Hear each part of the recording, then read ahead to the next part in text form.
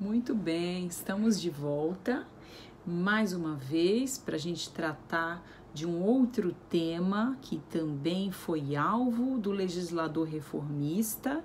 Vamos tratar então nesse vídeo da equiparação salarial, tá? Muito bem. A equiparação salarial está prevista lá no artigo 461 da CLT. A equiparação salarial tem a ver com o princípio da igualdade que está previsto na Constituição Federal, a proibição de discriminação. Então, essa equiparação salarial, ela vem impedir que o trabalho de igual valor, na mesma função, seja remunerado de forma diferente por um mesmo empregador, tá bom? E como essa discriminação, essa diferenciação não é permitida, entra, então, o tema da equiparação salarial em jogo, tá? No artigo 461 da CLT, nós vamos então encontrar os requisitos para essa equiparação salarial. Sim, são uma série de requisitos e a gente vai estudar eles agora um a um, tá? O primeiro requisito é o trabalho em idêntica função. Então, dois funcionários, para que um faça o pedido de equiparação salarial em relação ao outro, né, é necessário que eles executem idêntica função. Eu vou chamar a atenção só para um mero detalhe.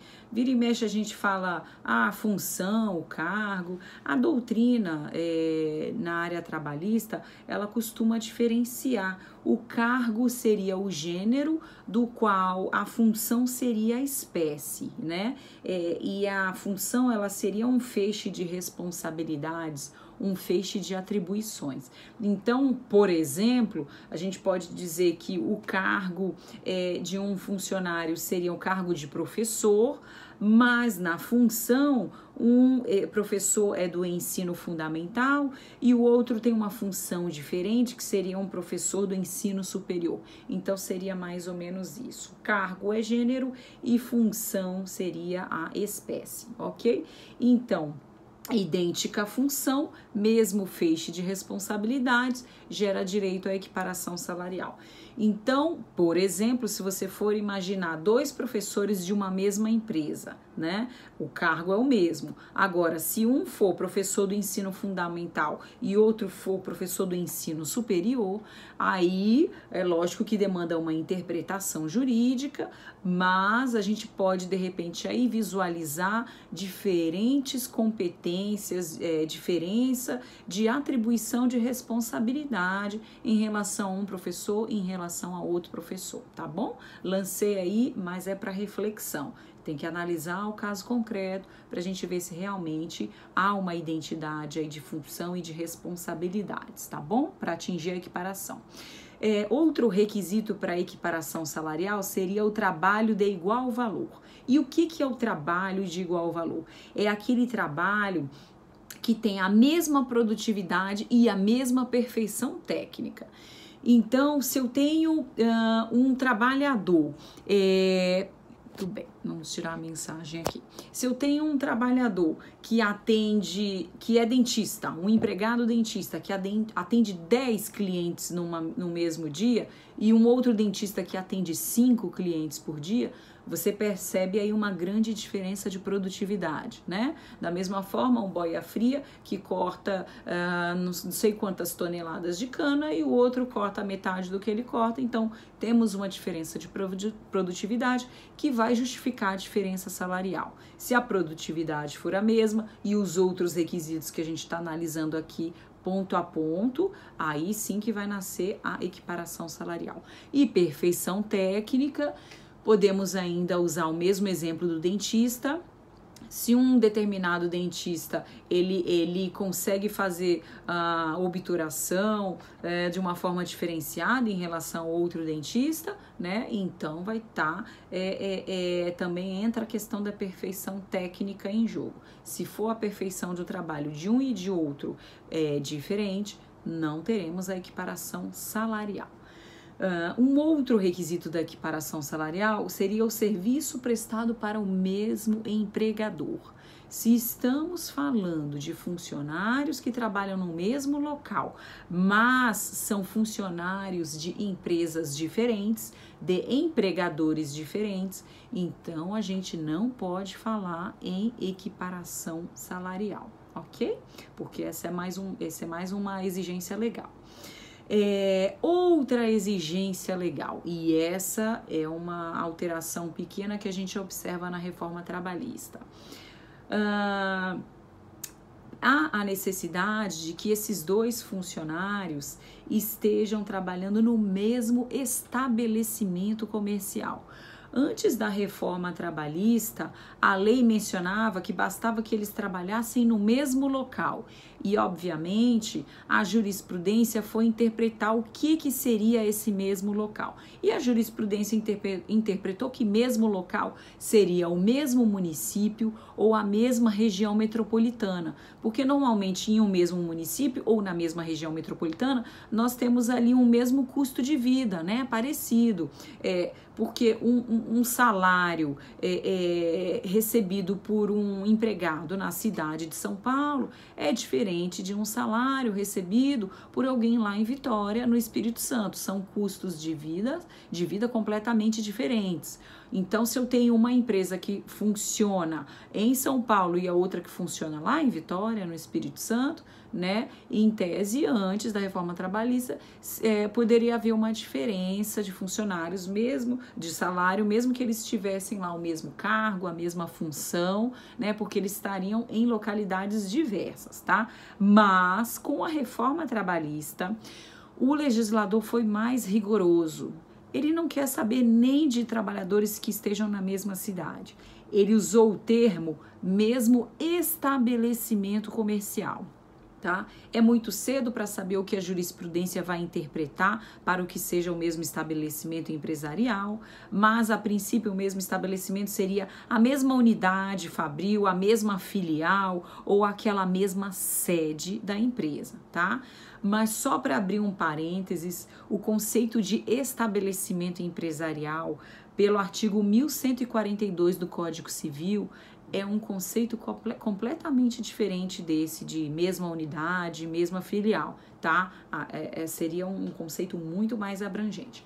Mas, como eu disse, vamos ver como que a jurisprudência vai caminhar e vai interpretar sobre esse assunto do que seria o mesmo estabelecimento empresarial. Um outro requisito seria a diferença de tempo na função não superior a 2 anos, né? Não adianta nada, eu tenho um funcionário auxiliar de serviços gerais que foi contratado em 1990 e o outro que foi contratado em 1994. Eles poderão receber salários diferentes? Sim, porque a diferença de tempo na função é superior a 2 anos. Então, justifica essa diferença sem que eu tenha aí a pecha de discriminação entre esses funcionários, tá? Agora, esse próximo requisito que eu vou comentar é novidade da reforma trabalhista, que é a diferença de tempo na empresa não superior a 4 anos. O que significa dizer que se eu tenho um funcionário auxiliar de serviços gerais que foi contratado em 1980 e outro que foi contratado em 1990, percebam que eles têm a mesma função, mas eles têm diferença de tempo na empresa superior a 4 anos, tá? Então, esses dois funcionários que eu mencionei no exemplo, não haveria o direito à equiparação salarial entre os mesmos, por conta dessa diferença de tempo de 4 anos na empresa, que é mais um requisito da reforma trabalhista, tá? Um outro requisito é que esses empregados comparados, eles têm que estar trabalhando na empresa de forma contemporânea, tá bom? Ou seja, não vale indicar um paradigma remoto, um paradigma que já exerceu essa função de auxiliar de serviços gerais na empresa, mas não exerce mais, ou porque não trabalha mais na empresa, ou porque trabalha, já mudou de função, tá? Há a necessidade de que esses empregados sejam contemporâneos no cargo ou função para que a gente tenha esse requisito da equiparação salarial preenchido, tá? Se for um funcionário que está assumindo o cargo do outro, ou seja, eles não trabalharam ao mesmo tempo na mesma função, um vai assumir a função do outro e esse vai deixar de exercer essa função, a gente tem aqui o que a gente chama de sucessão no cargo. Não seria o trabalho ao mesmo tempo, no mesmo cargo, na mesma função, tá bom? Um outro último requisito que a gente tem a destacar para poder alcançar a equiparação salarial, vocês viram que são vários requisitos, né? É a inexistência de plano de cargos e salários, né? Plano de cargos e salários é uma norma interna que a empresa pode fazer se quiser, para ele promover os seus funcionários por merecimento, antiguidade, né?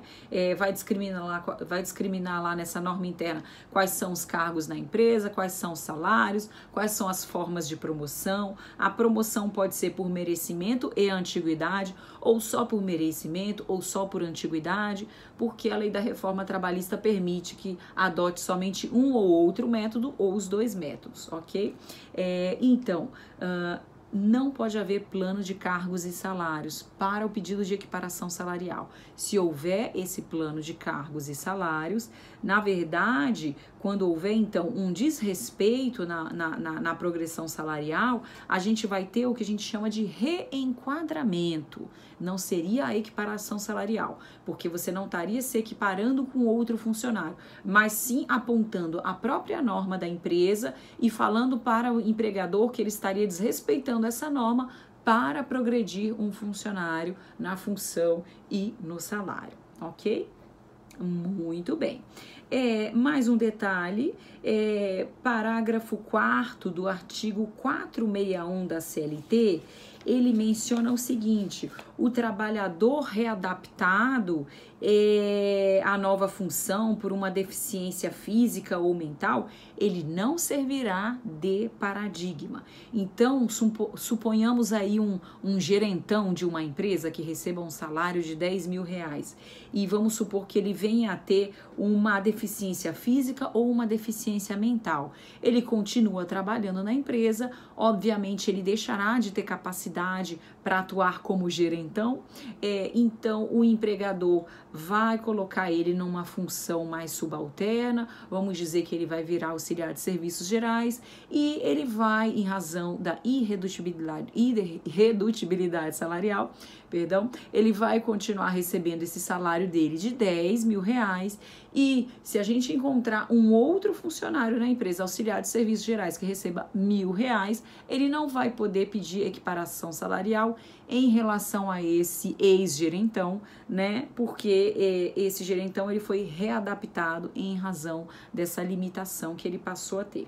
A lei é expressa nesse sentido, ok?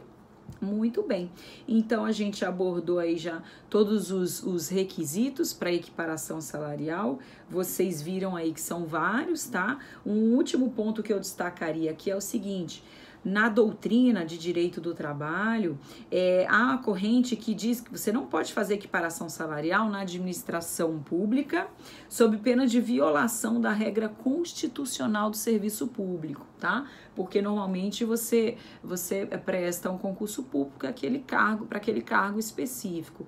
Então, não daria para a gente ficar aí, só que aí funcionários de diferentes cargos, às vezes trabalham ali no mesmo ambiente, fazem as mesmas coisas no dia a dia, porém cada um prestou concurso para funções diversas, então entra a doutrina e diz que não daria a equiparação salarial. Lógico que isso aí é controvertido, mas fica aí só para reflexão de vocês, tá bom? E obviamente não há que se falar em equiparação salarial em funcionários que trabalham sob regime jurídico diverso. Então, se eu tenho um funcionário que é seletista e um outro funcionário que é estatutário, né? Obviamente, estamos falando aí da administração pública, não dá para ter equiparação salarial entre esses dois funcionários com regime jurídico diverso, ok? Então é isso, meus amigos, a gente já esgotou o tema de equiparação salarial e principalmente apontando aí os novos requisitos que o legislador trouxe pra gente com a reforma trabalhista. Muito obrigada mais uma vez, até o próximo vídeo, tchau, tchau!